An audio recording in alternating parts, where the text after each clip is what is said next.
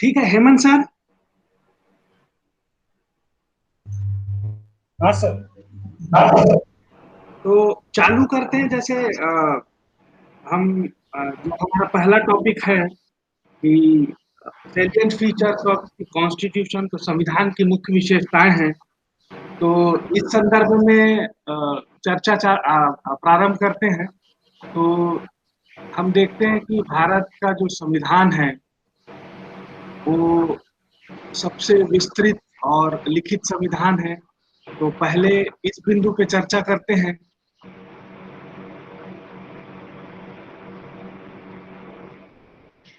तो आपकी क्या राय है इस विषय में?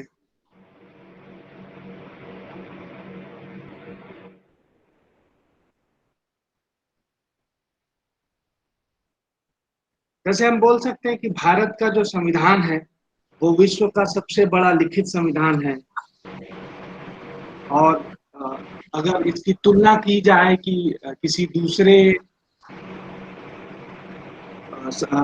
देश के संविधान से अगर इसकी तुलना की जाए तो ऐसा विस्तृत और बड़ा जो संविधान है वो किसी दूसरे राष्ट्र का नहीं है। तो इस संदर्भ में जो आइवर जेनिंग्स थे उनका बोलना था कि भारत का जो संविधान है वो विश्व का सबसे बड़ा और विस्तृत संविधान है।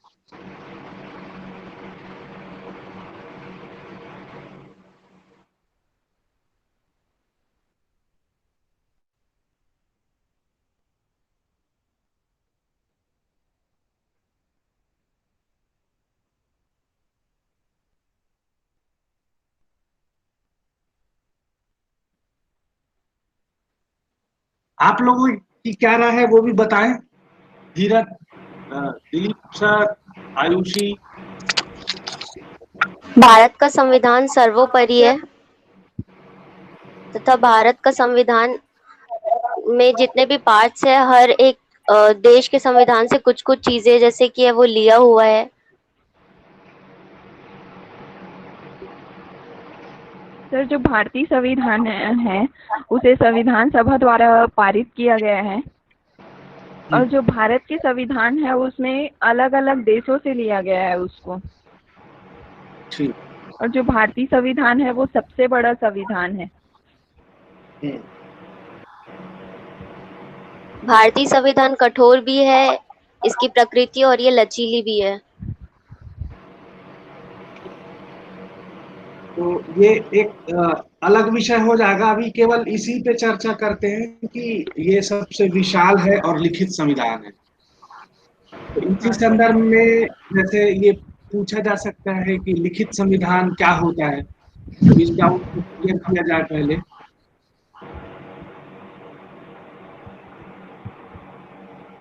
बताइए।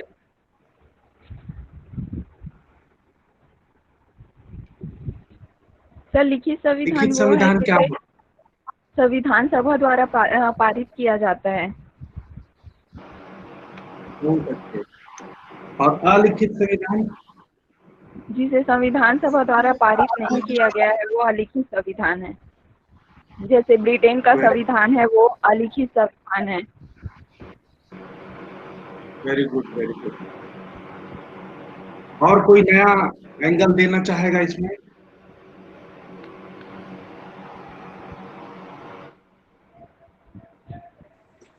भारत का संविधान है वो सर्वोपरि संविधान है। और जो ब्रिटेन का है वो सर्वोपरि संसद है।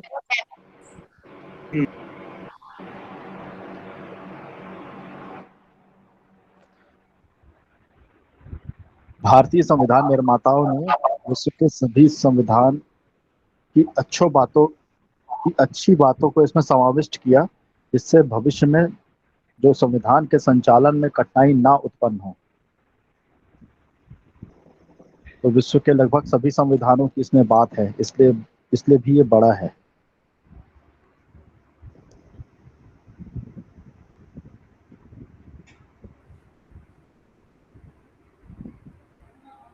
और कोई कुछ नई बातें इस संदर्भ में बताना चाहे?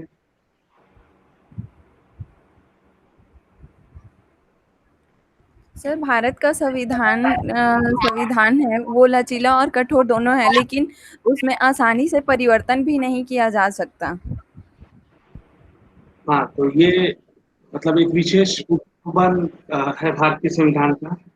तो कुछ-कुछ ऐसे उपबंध किए गए हैं, अ, बहुत सारे उपबंध जो हैं वो लिखित में हैं और हर विषय को इतनी बारीकी से लिखा गया है, इसके कारण ही हमारा जो भारत का संविधान है, वो इतना विस्तृत संविधान है। जैसे और एक विषय देख सकते हैं कि मूल रूप से अगर देखें, जो 1949 में जो भारत का संविधान था, उसमें प्रस्तावना थी और 395 अनुच्छेद थे और हमारे भारत के संविधान को 22 भागों में बाँटा गया था और 8 अनुसूचियाँ थीं। अब जैसे वर्तमान में इसकी तुलना करें अपन, तो यहाँ पे देखिए प्रस्तावना में एक बार संशोधन हो चुका है 2 जगहों पर, 470 लगभग अनुच्छेद हैं और 25 भाग में विभक्त है और लगभग मतलब 12 अनुसूचियों में है ये। तो संशोधन के द्वारा ये और विस्तृत होता जा रहा है और अभी अगर संशोधन की दृष्टि से देखें तो वर्तमान में लगभग 104 संशोधन हो चुके हैं। और जैसे नए भाग की बात करें तो भाग जो 4 का है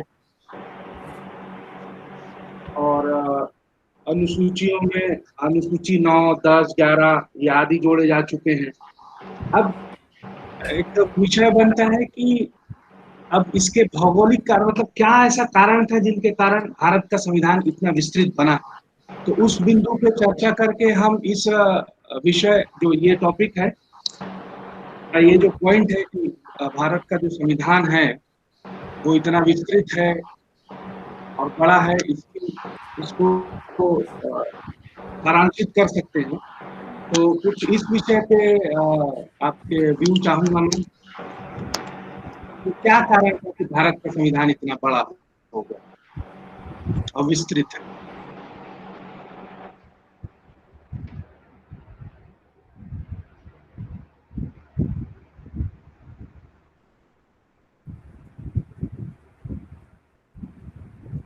जैसे उदाहरण के लिए बोले अपन कि इसमें बहुत मतलब लगभग हर विषयों का वर्णन दिया गया है। ये एक पहला कारण हो सकता है। दूसरा कारण हो सकता है कि लगभग सभी अच्छे संविधानों से जो भी विशिष्ट उपबंध थे, वो हमारे संविधान में लिए गए हैं। मुख्यतः 1935 का जो भारत शासन अधिनियम था, उसके महत्वपूर्ण जो भाग हैं, वो लिए गए हैं। तो ऐसे ही करके आप कुछ 1-2 और पॉइंट्स बता सकते हैं, जिस पे हम उसको सारांशित कर सकें कि भारत का जो संविधान है, वो इतना विस्तृत है। कृपया जो नहीं बोल रहे हैं, वो माइक बंद कर देंगे।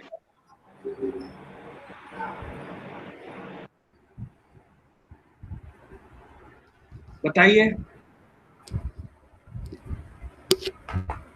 सर जो भारतीय संविधान है उसमें बहुत सारी चीजें नहीं थी, तो जैसे जैसे जरूरत बढ़ती गई उस हिसाब से उसमें जोड़ा भी गया। ठीक, ये है ना, ये भी एक कारण है। भारत का संविधान इसलिए भी विस्तृत है क्योंकि इसमें प्रभु संपन्न लोकतंत्रात्मक गण निरपेक्ष समाजवादी राज्य की स्थापना के बारे में बताया गया है। हाँ, ये भी हो सकता है। तो सारांश रूप में हम ये बोल सकते हैं कि इन सभी कारणों के कारण जो भारत का संविधान है, वो एक विस्तृत और लिखित संविधान है। तो अब दूसरे बिंदु पे चलते हैं। हेमंत सर? तो संविधान की विशेषता हाँ, दूसरा बिंदु अगर बताएं आप तो फिर हम उस पर डिस्कशन चालू करते हैं।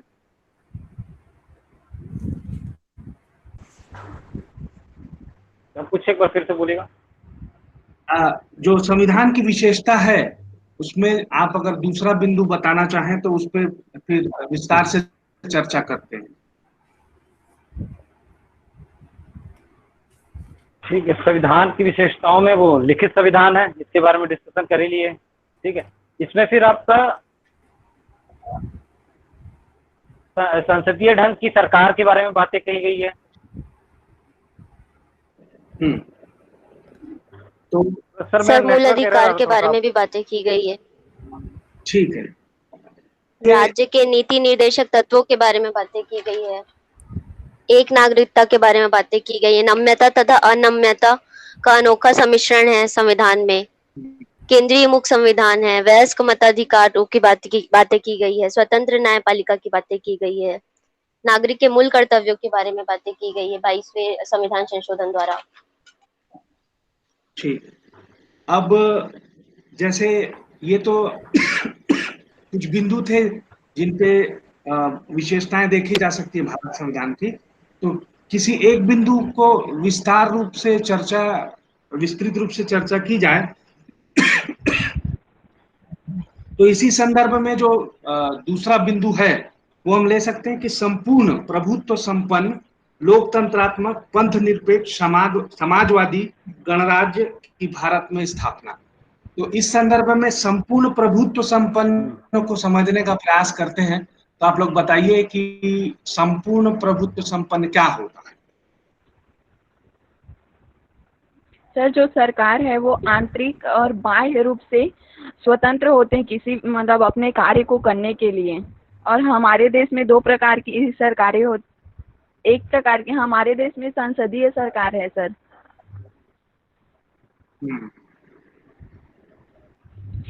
ठीक है, तो जैसे क्या हमारा जो भारत है वो संपूर्ण प्रभुत्व संपन्न है? हाँ सर। जी सर। Very good. अब दूसरे बिंदु पे चले कि लोकतंत्रात्मक का क्या तात्पर्य होता है। लोकतंत्रात्मक शब्द है वो क्या अभिप्राय रखता है? सर लोकतंत्रात्मक ये है कि जो जनता होता है वो अपना प्रतिनिधि खुद चुनता है। मतलब जनता की सरकार होती है, जनता का शासन होता है, ऐसा हाँ बोला जा सकता है। हाँ सर। ठीक।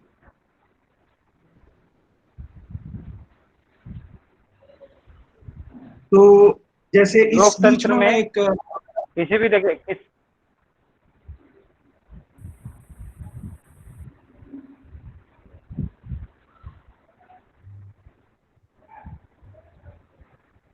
तो हाँ, किसी जैसे मैं बोल रहा था कि लोकतंत्र लोकतंत्र के बारे में।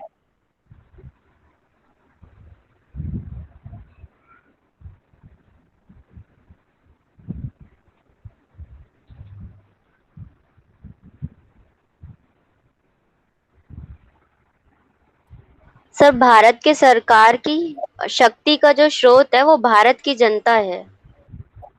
बहुत अच्छा बिंदु है ये भी। और इसी संदर्भ में ना मैं एक मतलब दो नए जो बिंदु हैं उनको बताना चाहूंगा कि रिप्रेजेंटेटिव डेमोक्रेसी और एक होता है पार्टिसिपेटिव डेमोक्रेसी। तो तुरंत अभी मेरे ध्यान में नहीं आ रहा है कि इसको हिंदी में क्या बोलते हैं, लेकिन रिप्रेजेंटेटिव डेमोक्रेसी का मतलब होता है जो हमारे यहाँ विधानसभा और लोकतंत्र जो संसद में जिस प्रकार का है कि हम अपनी मतलब जो प्रतिनिधि चुनते हैं और वो फिर लोकतंत्र का निर्माण करते हैं, शासन चलाते हैं। तो ये होता है रिप्रेजेंटेटिव डेमोक्रेसी। और इसी संदर्भ में जब हम लोकल जैसे पंचायत या नगर पालिका की बात करते हैं तो ये पार्टिसिपेटिव डेमोक्रेसी में आता है, जहाँ पे लोग हर एक छोटी इकाई जो होती है वो लोकतंत्र के निर्माण में सहयोग प्रदान करती है। तो इसको बोलते हैं हम पार्टिसिपेटिव डेमोक्रेसी। तो इस प्रकार ये लोकतंत्रात्मक जो शब्द है उसका अभिप्राय पूरा हो गया। और पंथ निरपेक्ष जो शब्द है, अब जानने का प्रयास करते हैं कि पंथ निरपेक्ष जो शब्द है उसका क्या अभिप्राय होता है। तो बताइए आप लोग। सर जो पंथ निरपेक्ष है उसमें जो भारत है वो सभी धर्मों को मानता है, ऐसे नहीं है कि वो किसी धर्म को ना माने। मतलब जो हमारा भारत है वो धर्म निरपेक्ष है। हम्म, सर धर्मनिरपेक्ष शब्द 42वें संशोधन से जुड़ा हुआ है। हम्म। और और बताइए। सर धर्मनिरपेक्ष की धारणा संविधान में प्रभुत्व, विश्वास, धर्म और उपासना की स्वतंत्रता के पहले ही अंतर्निहित है। ठीक।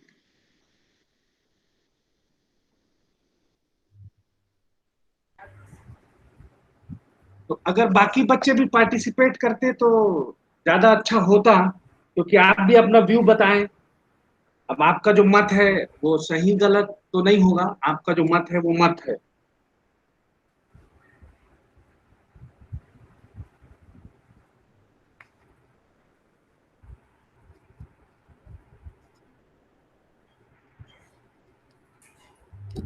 तो कुशाल सारांश कुशाल बोल क्यों नहीं रहा यार, कुछ तो पढ़ता है।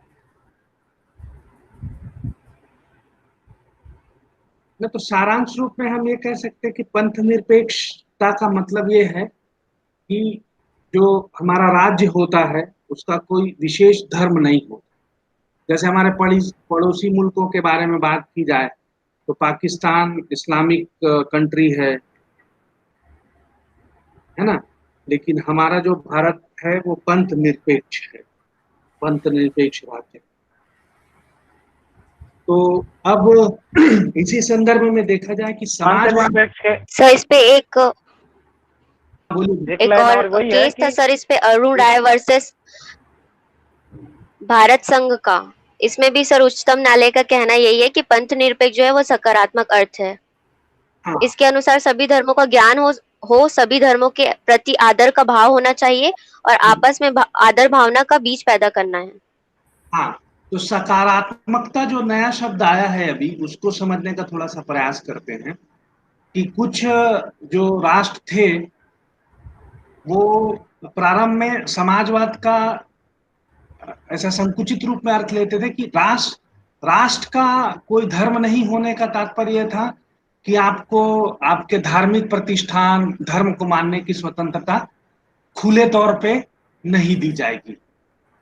कुछ कुछ राष्ट्र के ऐसे भी उदाहरण हैं जहां पे आप प्राइवेटली भी प्रैक्टिस नहीं कर सकते थे अपने रिलीजन का।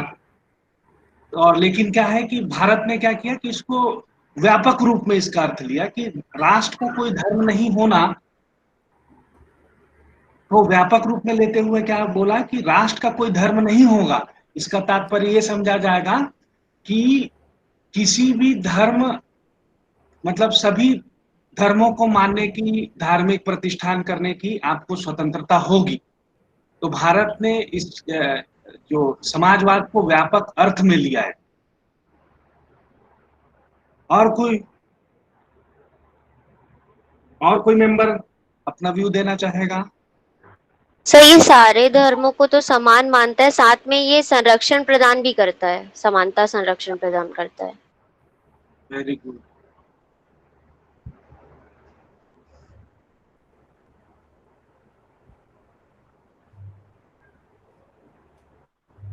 बाकी देखिए ग्रुप डिस्कशन का मतलब ये होता है कि आप लोग भी कुछ बोलें। तो आपका कोई व्यू है या आप सोच वो चीजें आप बताने का प्रयास करें, तो ये ग्रुप डिस्कशन में मजा आएगा।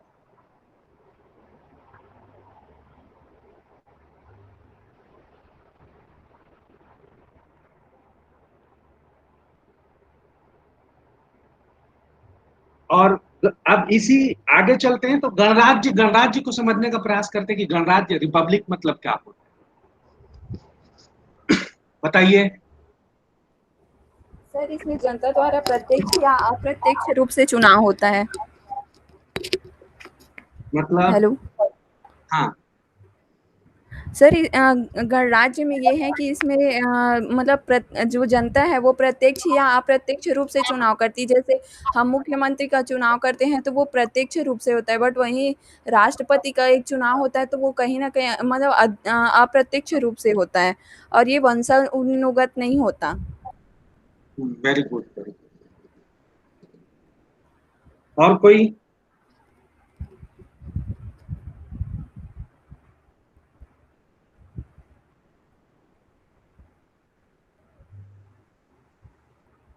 तो सारांश रूप में ये कहा जा सकता है कि भारत जो है वो गणराज्य है, और गणराज्य का तात्पर्य ये होता है कि जो प्रशासनिक मतलब जो प्रमुख है, राष्ट्र का जो प्रमुख है, जो हमारे यहाँ राष्ट्रपति है, उसका जो पद है वो वंशानुगत नहीं होगा।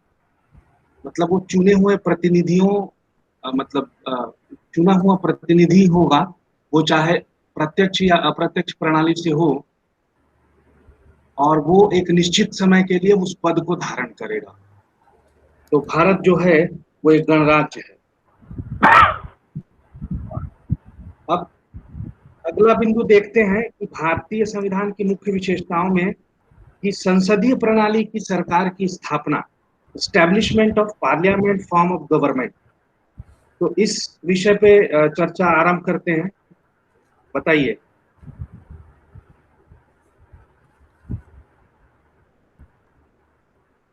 कि भारत में संसदीय प्रणाली की सरकार है, इस चीज को कैसे समझाया जा सकता है?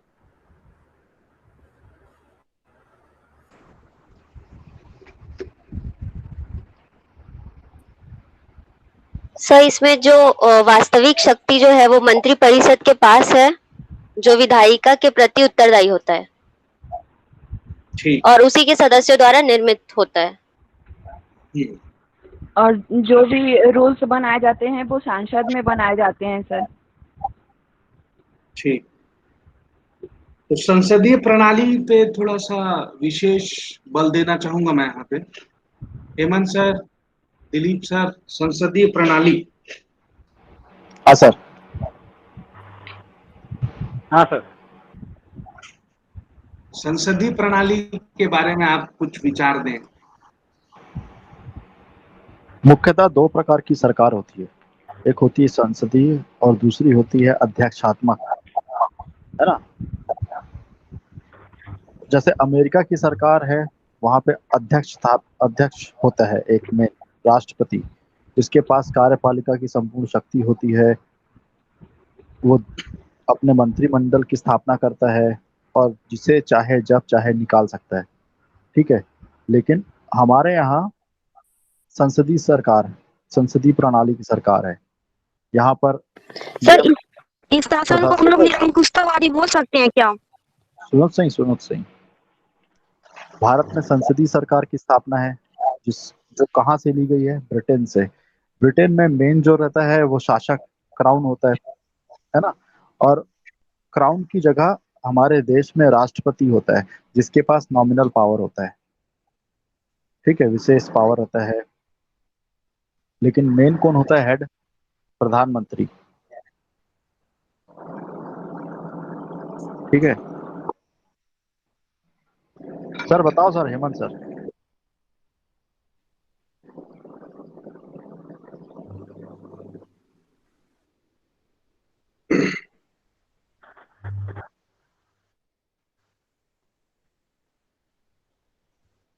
तो इंग्लैंड की तरह भारत में भी संसदीय प्रणाली की सरकार की स्थापना की गई है। तो सारता ये कहा जा सकता है कि जो संवैधानिक प्रमुख है वो हमारे यहाँ राष्ट्रपति है, परंतु वास्तविक कार्यकारी शक्ति जो है वो प्रधानमंत्री के पास होती है। तो इस प्रकार भारत में संसदीय प्रणाली की सरकार की स्थापना की गई है। तो इस क्रम में अगला बिंदु लेते हैं कि द्विसदनात्मक विधानमंडल की स्थापना, एस्टैब्लिशमेंट ऑफ बाइकैमरल लेजिस्लेचर। तो इस विषय पे चर्चा आगे बढ़ाई जाए। बताइए।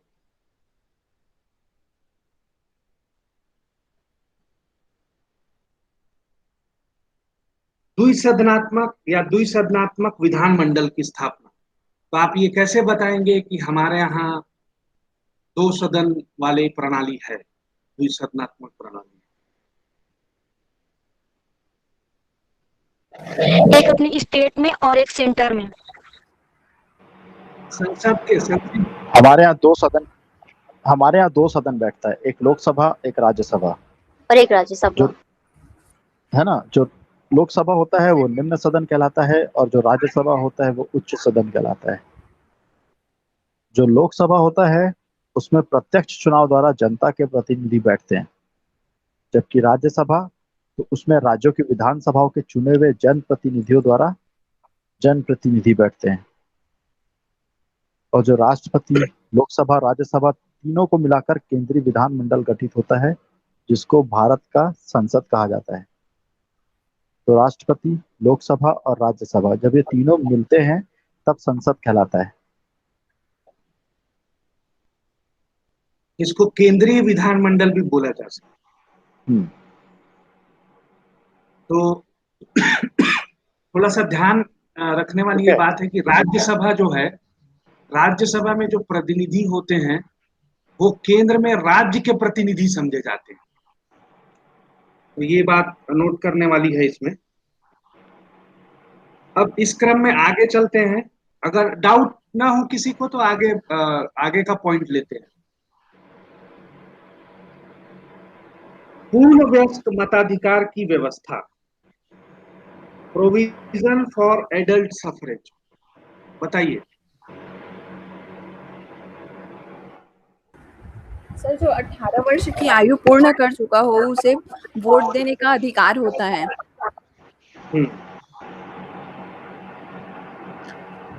और सर, इसे ना 61वें संविधान संशोधन द्वारा जोड़ा गया था। Very good. उससे पहले आयु क्या थी?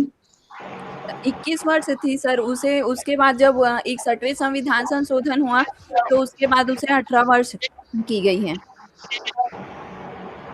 वेरी गुड सर, और एक ये है कि 226 अनुच्छेद के तहत ये दो मतलब 18 वर्ष की आयु तय की गई।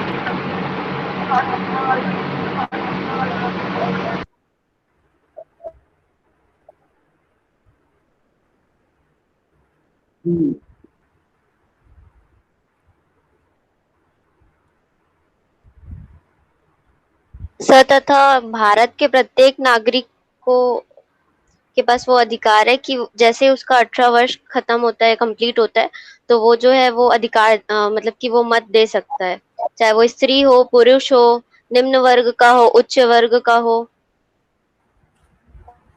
सब वो मैटर नहीं करता। लेकिन वो अधिकार है कि 18 वर्ष उसका जो है वो खत्म हो गया है, कंप्लीट हो गया, तो वो वयस्क मताधिकार का हकदार है, मतलब कि वो उसका अधिकारी है कि वो वोट दे सकता है।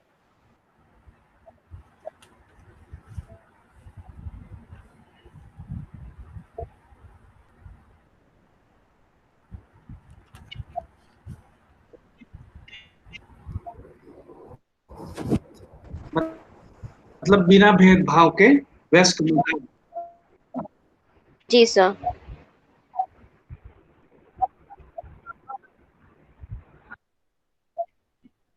वो किसी भी धर्म का हो या किसी भी जाति का हो, वो अमीर है या गरीब है या तो फिर ये समझ में आ रंग गया होगा। भेद, तो आगे किसी भी बढ़ते तरह हैं। का भेद नहीं। फंडामेंटल राइट्स, मूल अधिकार की व्यवस्था भारतीय संविधान में सर मूल अधिकार का वर्णन जो है भाग 3 में किया गया है।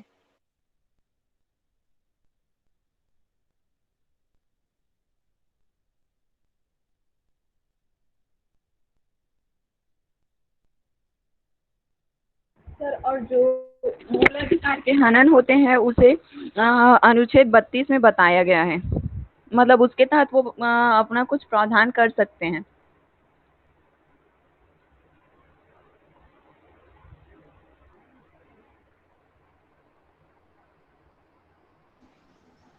ठीक है। अब अगला जो बिंदु है वो मूल अधिकार है। तो भारतीय संविधान में मूल अधिकारों की व्यवस्था की गई है। इस विषय पे चर्चा आगे बढ़ाएंगे। बताइए।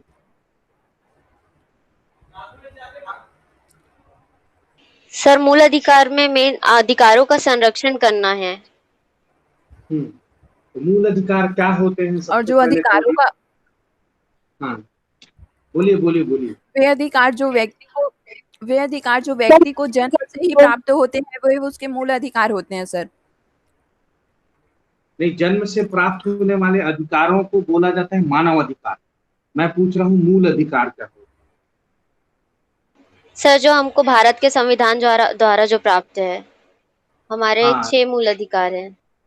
जिनका वर्णन जो सर है। और जो हमारे मूल अधिकार हैं, हम्म, जो हमारे मूल अधिकार है उसका हनन होता है, उसे अनुच्छेद 32 में बताया गया है। हाँ, मतलब उस उपचार की व्यवस्था की गई है। हाँ सर, उसके उपचार की व्यवस्था। और जो मूल अधिकार हैं वो 6 प्रकार के होते हैं। पहला हम्म, समानता का अधिकार होता है, ये आर्टिकल 14 से 18 में बताया गया है। Very good. और समानता का अधिकार है वो 19 से 22 में बताया गया है। शोषण के विरुद्ध है वो 23 और 24 में है। फिर धार्मिक स्वतंत्रता 25 से 28 में है। सांस्कृतिक है वो 29 से 30 और फिर संवैधानिक उपचार वो 32 में है सर। ठीक, तो इसी संदर्भ में सर हम और ये व्यक्ति बोलते के हैं। विकास सर और हाँ, व्यक्ति बोलिए के बोलिए। विकास के लिए मूल अधिकारों का प्राप्त होना अत्यंत आवश्यक है। ठीक।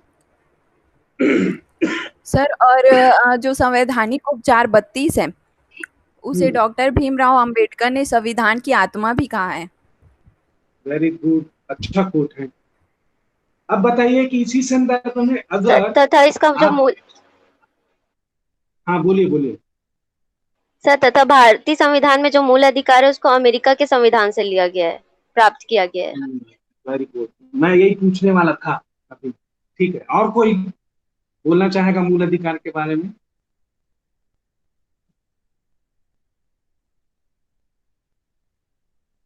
तथा सर ये इसका जो मूल सर्वोच्च जो अधिकार सुरक्षा का जो कार्य है सर, वो मतलब जो मूल अधिकार को जो प्रोटेक्शन करने का जो मतलब कि जो सुरक्षा करने का जो कार्य है वो सर्वोच्च न्यायालय को दिया गया है। ठीक। ठीक है, जो हम लोग को संविधान के तहत मूल अधिकार मिले हैं वो आत्यांतिक नहीं है या एब्सोल्यूट नहीं है। ठीक है, उसपे भी समय समय पर अगर सार्वजनिक हित की चीजें आती है तो उसमें निर्बंधन लगते हैं। जैसे अभी लॉकडाउन का पीरियड है, इस वजह आपके कई सारे जो मूल अधिकार हैं उस पर थोड़ी देर के लिए रोक लगा हुआ है। जैसे आप बाहर जा नहीं सकते, एक राज्य से दूसरे राज्य जा नहीं सकते, अपने जो काम काज जो भी कारोबार आप कर रहे हो वो कर नहीं सकते। ठीक है, तो इस तरह से कई मूल अधिकारों पे अभी सार्वजनिक हित को देखते हुए ये रेस्ट्रेंट लगाया गया है। ठीक है, सर इसीलिए इसको मूल अधिकार को एब्सोल्यूट राइट नहीं है बोला जाता है। इन अधिकारों को आवश्यकता ठीक पड़ने है। पर जो है वो निर्बंधन लगाया जा सकता है। ठीक। और कोई अपना मत देना चाहेगा, अपना विचार बताए, नई जानकारी इस संदर्भ में भारत के मूल अधिकार के बारे में? अच्छा, इसी संदर्भ में एक प्रश्न ये और उठ सकता है कि कौन सा ऐसा मूल अधिकार था प्रारंभ में जो अभी वर्तमान में नहीं है? इकोनॉमिक्स। इसका बताइए। धन रखने का सर। क्या रखने का? धन रखने का सर। धन का। धन का कि संपत्ति का? गलत।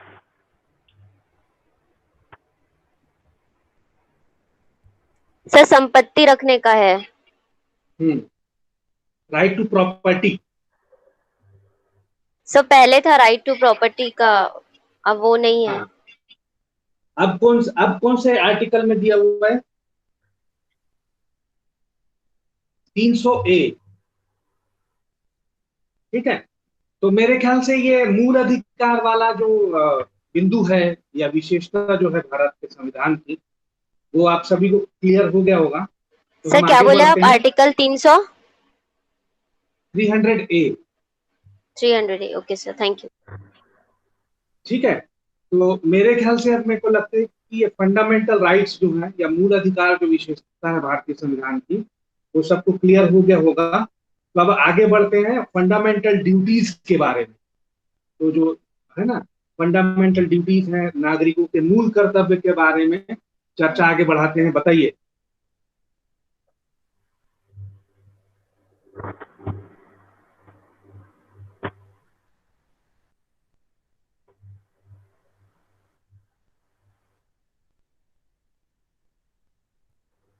फंडामेंटल ड्यूटीज के बारे में बताओ भाई, भाग 4 सर इसको भाग के 4 तहत क में जोड़ा गया। जोड़कर नागरिकों के सर 10 मूल कर्तव्य की समाविष्टि किया है 42वें संविधान संशोधन द्वारा। और कौन से अनुच्छेद में है, कितने है ना, कितने प्रकार के हैं?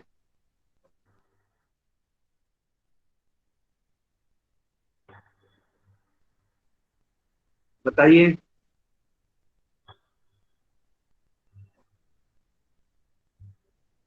क्योंकि यहाँ चर्चा करने का जो उद्देश्य है वो ये है कि अगर आपको कभी एग्जाम में ये क्वेश्चन पूछा जाता है या कभी आपको किसी को कोई चीज समझानी है तो आप उसको विस्तार रूप से समझा सकते हैं। तो मेरे ख्याल से ये जो टॉपिक पे आपने बोला कि नागरिकों के जो मूल कर्तव्य हैं, तो उसके कंटेंट कम है हमारे पास। और बताइए। सब पहले जो था वो नागरिकों के मूल कर्तव्य 10 थे, लेकिन 46वें संविधान संशोधन अधिनियम के तहत ये जो मूल कर्तव्य की संख्या है वो 11 हो गई है। Very good. और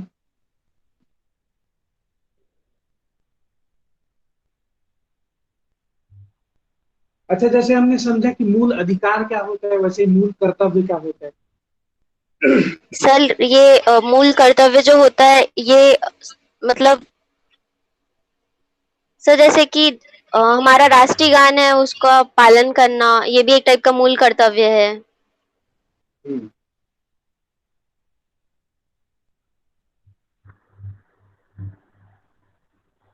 तो मूल कर्तव्य क्या? संविधान पालन करते हैं वो भी।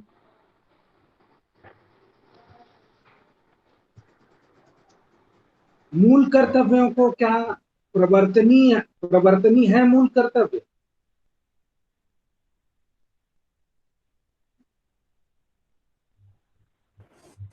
सर एक बार और बोलिए, क्या बोले आप?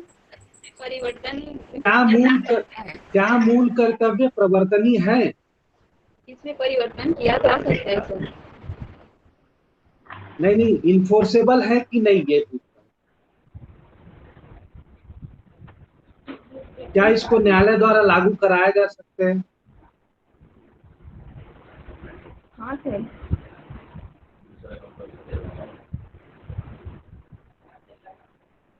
देखो, ध्यान रखने वाली बात यह है कि जो नागरिकों के मूल कर्तव्य दिए गए हैं वो प्रवर्तनीय नहीं है। आप न्यायालय में जाके इनका प्रवर्तन नहीं करा सकते।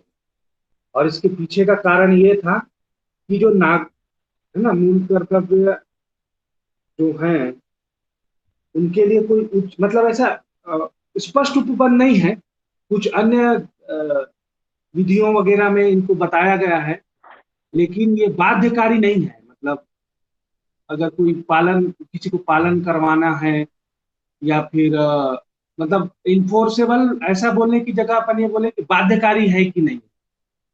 तो बाध्यकारिता का जो गुण है वो आता है आपके कि उसके पीछे की शास्ति से या जो दंड की व्यवस्था रहती है, तो इसके पालन न करने पे संविधान जो है है ना, वहां पे कोई विशेष उपबंध नहीं दिया हुआ है कि अगर आप कोई व्यक्ति जो है या भारत का कोई नागरिक है तो ये अगर अपने मूल कर्तव्यों का पालन नहीं करता है तो उसके बारे में क्या किया जाएगा या क्या होगा।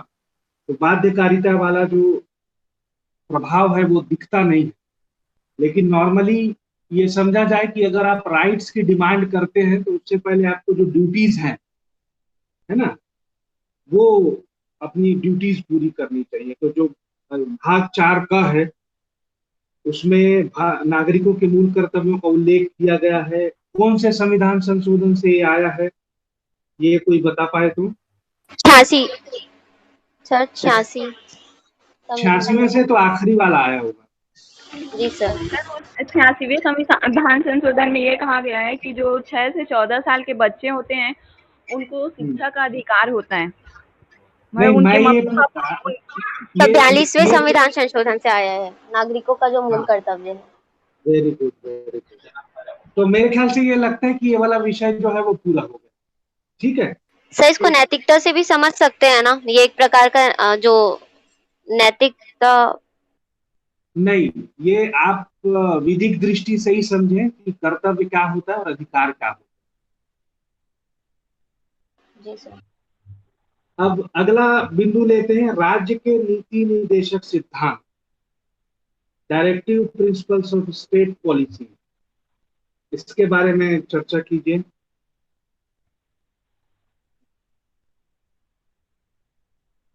कहाँ बताया गया है, क्या उद्देश्य है, क्या सब प्रकृति है इसकी। हाँ। भारतीय संविधान के भाग 4 में दिया गया है नीति निर्देशक तत्व। हम्म।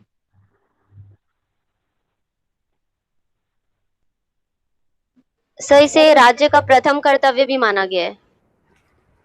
ठीक। सर, और जो नीति निर्देशक तत्व है उसे आयरलैंड से लिया गया है। Very good. और बताइए, क्यों ये जो भाग है उसका उद्देश्य क्या है, क्या प्राप्त करना चाहते हैं हम इस भाग से, कि ये जो उपबंध दिए गए हैं वो क्या सर, पूरा करें। मतलब लोगों के कल्याण से रिलेटेड है सर ये। हाँ, तो लोक कल्याणकारी राज्य की स्थापना करने का उद्देश्य है इसका, है ना, कि राज्य जो नीतियां बनाएगा उसमें ये निदेशक सिद्धांतों को शामिल करेगा। तो यहाँ पे इन्फोर्सेबिलिटी वाली चीज आती है, ठीक है, कि जो ऊपर मैं बोल रहा था तो बाध्यकारिता वाली की जगह पे जो इन्फोर्सेबिलिटी बोल दिया था मैं, तो इन्फोर्सेबिलिटी वाला जो पॉइंट है वो यहाँ पे होगा कि क्या जो राज्य के नीतिक निर्देशक सिद्धांत हैं वो इन्फोर्सेबल है, प्रवर्तनीय है या नहीं है।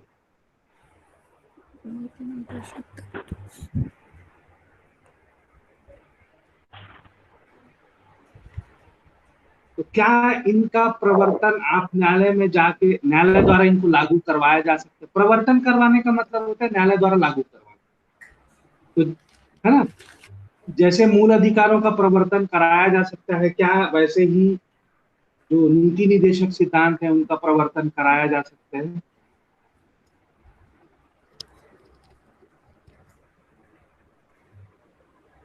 नहीं कराया जा सकता। नहीं कराया जा सकता। ठीक। और इस बारे में कहाँ दिया हुआ है? एक मिनट सर। हाँ, न्यायालय द्वारा प्रवर्तनीय नहीं होंगे, ये कौन से आर्टिकल में दिया हुआ है? सर 14 से 19। हाँ? No sir, no sir. हम लोग पढ़ क्या रहे हैं? राज्य के नीति निर्देशक तत्व कहाँ से कहाँ तक है? जी 36 से लेके 51 तक का यस सर। ना। तो आर्टिकल 37 में बताया हुआ है कि ये न्यायालय के द्वारा प्रवर्तनीय नहीं होंगे, है ना। जी सर। तो उसको नोट डाउन करके रख लो। जी sir. Article 37।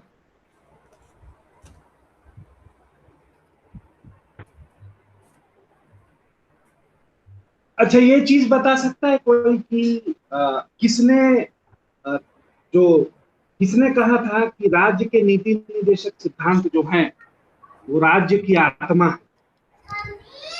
Sir, doctor Bhimrao Ambedkar ने। नहीं, soul of the state Granville Austin. एक बार आपको बताया भी था, नाम भी अच्छे से लिख लो, स्पेलिंग भी बताया था। सर मैं बोली। आप लोग याद करके नहीं रख रहे हो ना लिख के रख रहे हो। ठीक है, तो अब इसको सारांश रूप में अगर समझा जाए तो क्या है कि लोक कल्याणकारी राज्य का स्वप्न पूर्ण करने के लिए यह संविधान राज्य के नीति के ऐसे कुछ निदेशक तत्वों को की घोषणा करता है जिनका पालन करना राज्य का परम कर्तव्य। ये तत्व जनता को आर्थिक, राजनैतिक और सामाजिक न्याय दिलाने के सिद्धांत के रूप में आवश्यक है। तो जो प्रस्तावना में हमने पढ़ा था कि जो न्याय है आर्थिक, राजनीतिक और सामाजिक न्याय, तो ये दिलाने का जो प्रयास किया जाएगा वो राज्य के नीति निर्देशक सिद्धांतों में उपबंधित है। इन निदेशक तत्वों के अंतर्गत जिन कार्यों को करने के लिए राज्य से कहा गया है वे लोक कल्याणकारी राज्य की स्थापना करने के लिए अति आवश्यक। ठीक है, तो अब देखते हैं अगला बिंदु, पंथ निरपेक्ष राज्य की स्थापना। ये तो ऊपर वाले पॉइंट में कवर हो गया था। आगे देखते हैं कि संघात्मक और एकात्मक स्वरूप का मिश्रण है। तो इस विषय पे देखें कि भारत का जो संविधान है वो फेडरल है या यूनिटरी है, संघात्मक है कि एकात्मक है, बताइए। सर संघात्मक है। हाँ, संघात्मक है, बट वो एकात्मक मतलब संकट के समय में एकात्मक रूप धारण कर लेता है। और कोई बताइए, ये भी बढ़िया था।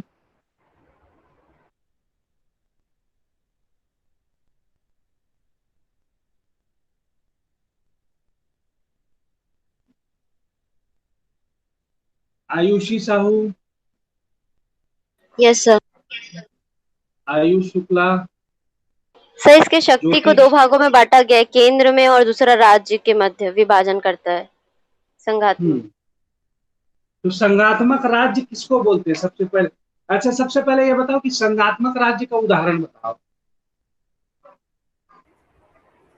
सर इंडिया और अमेरिका।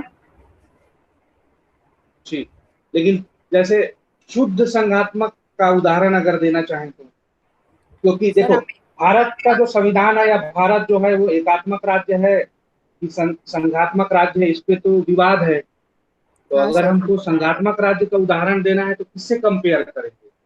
संघात्मक में अमेरिका से कर सकते हैं सर। Very good. तो सारांश रूप में हम ये बोल सकते हैं कि भारत एक ऐसा राज्य है, मतलब संघात्मक और एकात्मक स्वरूप का एक मिश्रण है। इसे अर्ध परिसंघात्मक या अर्ध संघात्मक कहा जा सकता है। ठीक है, अब बात करते हैं कि ये भारत का जो संविधान है वो कठोर है कि लचीला है? सर दोनों है, कठोर भी है लचीला भी है। कैसे बोल सकते हैं? सर ये कठोर इसीलिए है क्योंकि इसको एकदम आसानी से इसमें परिवर्तन नहीं किया जा सकता, और लचीला इसलिए है कि क्योंकि कुछ उपबंध जो हैं वो भारतीय संविधान के कुछ उपबंध को सामान्य बहुमत से भी है ना संशोधित किया जा सकता है। अब बताइए आप लोग कि स्वतंत्र न्यायपालिका की स्थापना कैसे की गई है, या जो एक विशेषता है भारतीय संविधान की कि स्वतंत्र न्यायपालिका की स्थापना, इस विषय को कैसे समझेंगे आप कि हमारी जो न्यायपालिका की व्यवस्था है वो स्वतंत्र है? बताइए। सर एक बार और बोलिए, आप क्या बोले? स्वतंत्र न्यायपालिका, establishment of an independent judiciary.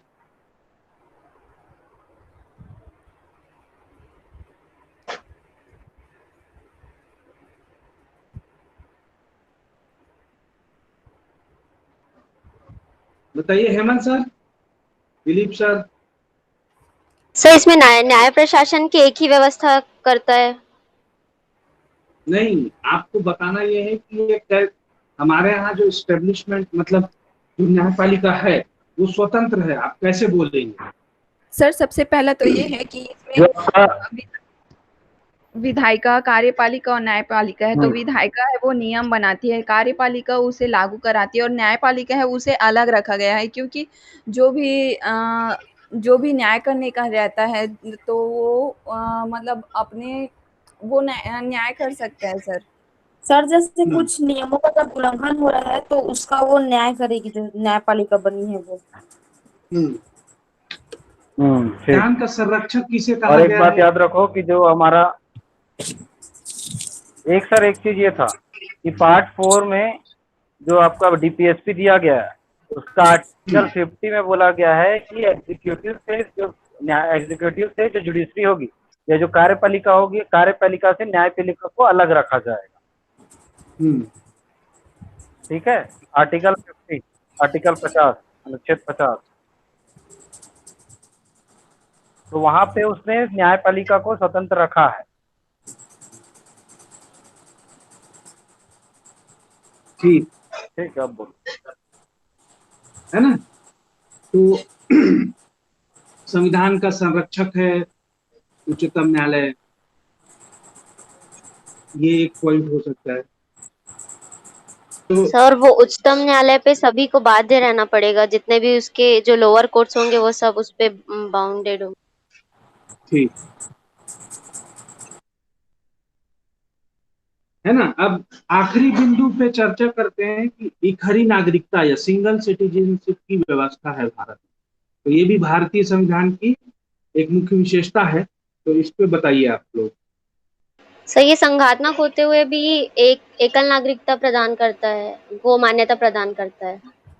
दोहरी नागरिकता कौन से राष्ट्र में है? Sir America. अमेरिका में। अमेरिका।